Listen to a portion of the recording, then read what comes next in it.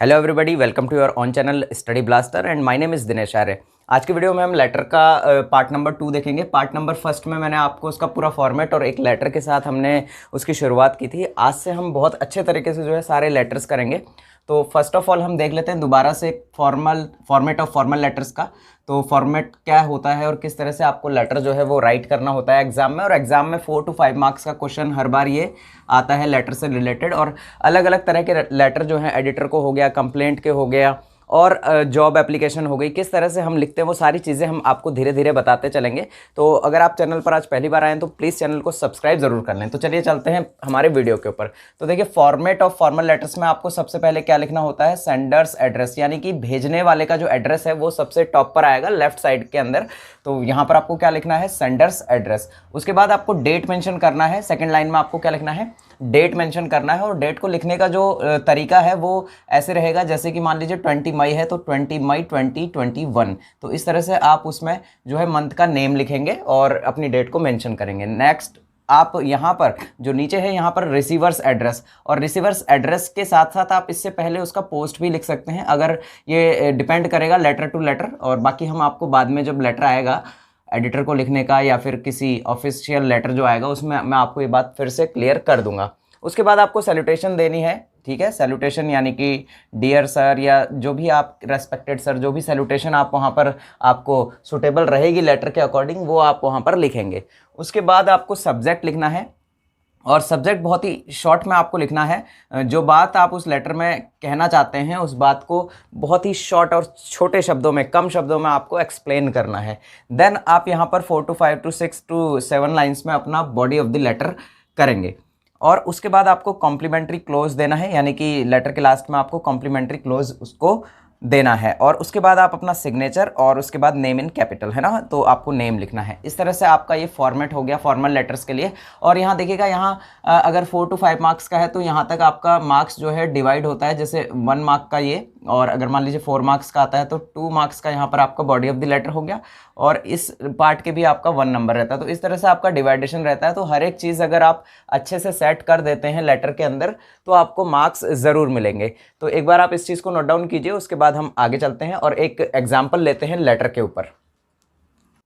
तो आइए चलिए देखते हैं, एग्जाम में आया हुआ है एक लेटर, और ये सभी लेटर जो है लेटर टू कंप्लेंट है, यानी कि किसी ना किसी कंप्लेंट की तरफ ये इशारा करते हैं, और किसी शिकायती पत्र हम इन्हें कह सकते हैं। और उसी की सीरीज़ के अंदर ये पहला लेटर होगा जो कि एग्जाम में आया हुआ है, और इसी को ही आप ऑफिशियल लेटर भी आप कह सकते हैं, क्योंकि ये सभी लेटर जो हैं वो ऑफिस में जाते हैं, तो इसीलिए इन्हें हम ऑफिशियल लेटर भी कह सकते हैं। देखिए क्वेश्चन क्या है, the insanitary conditions in your locality are causing multiple problems, यानी कि आपकी जो लोकेलिटी है, आपका जो एरिया है, वहाँ पर बहुत सी इनसैनिटरी कंडीशंस की वजह से आपको बहुत सारी प्रॉब्लम्स जो है वो फेस करनी पड़ रही हैं। इनसैनिटरी कंडीशन होता है अस्वच्छता, यानी कि गंदगी की वजह से आपको जो है बहुत सी प्रॉब्लम्स फेस करनी पड़ रही है। तो write a letter to municipal commissioner, तो आपको एक लेटर लिखना है म्युनिसिपल कमिश्नर को, complaining against the insanitary condition of your locality. इसको पूरा लिख लीजिएगा, ऑफ योर लोकेलिटी यहाँ पर रह गया था।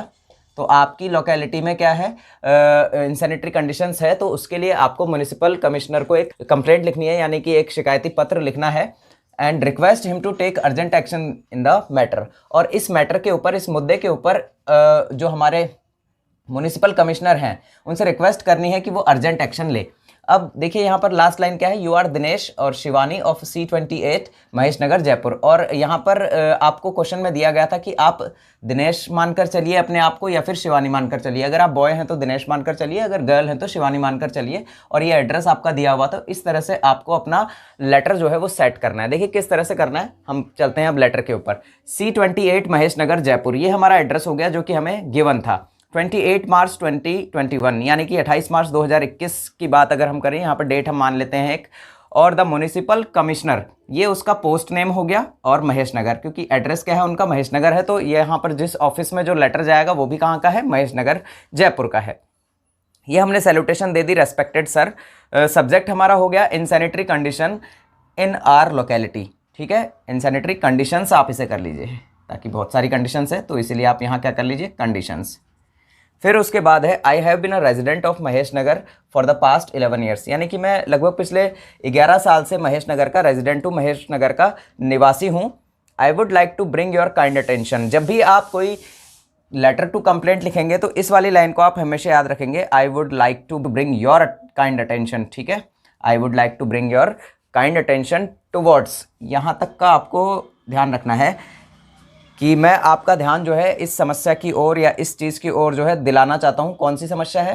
तो towards insanitary conditions of our locality, यानी कि हमारे एरिया की जो इनसैनिटरी कंडीशन है, जो गंदगी की जो समस्या है, उसकी तरफ आपका ध्यान जो है आकर्षित करवाना चाहता हूँ, आपका ध्यान जो है लाना चाहता हूँ। The sweeper does not come regularly. अब आप अपनी बातें जो है एक के बाद एक आप बताते चलेंगे, जैसे कि the sweeper does not come regularly, यानी कि स्वीपर जो है वो रेगुलर तरीके से नहीं आता है। एक बार आप इसे नोट डाउन कीजिए, फिर थोड़ा सा और बचा हुआ है उसे भी मैं आपको इलेबरेट करता हूँ इसके बाद।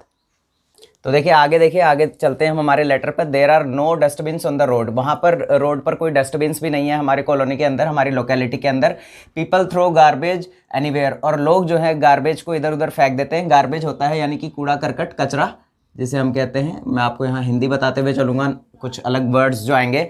There are heaps of garbage here and there, और यहाँ पर गार्बेज के जो हीप्स हैं, हीप्स का मतलब होता है ढेर, इधर उधर पड़ा हुआ होता है, मतलब कि जो कचरे का जो ढेर है वो यहाँ वहाँ पड़ा हुआ दिखाई देता है। The drains are not cleaned regularly, जो ड्रेन्स हैं, ड्रेन्स यानी कि नालियाँ, जो नालियाँ हैं वो प्रॉपर तरीके से जो है, नालियाँ ड्रेन्स कहते हैं नालियों को, तो नालियाँ जो है वो प्रॉपर तरीके से क्लीन नहीं होती हैं regularly. Dirty water comes on the road, और डर्टी वाटर जो है, गंदा पानी जो है सड़क पर आता रहता है। There is bad smell everywhere, और इसकी वजह से चारों तरफ हर जगह क्या रहती है? बैड स्मेल रहती है, गंदी बदबू रहती है। The streets are full of digs, और जो स्ट्रीट है, जो हमारी गली है, वो पूरी तरह से भरी हुई है किससे? डिग्स से, और डिग्स हम कहते हैं खड्डों को, ठीक है, गड्ढे या फिर खड्डे जिसे आप कहते हैं, उसे हम इंग्लिश में क्या कहते हैं? डिग।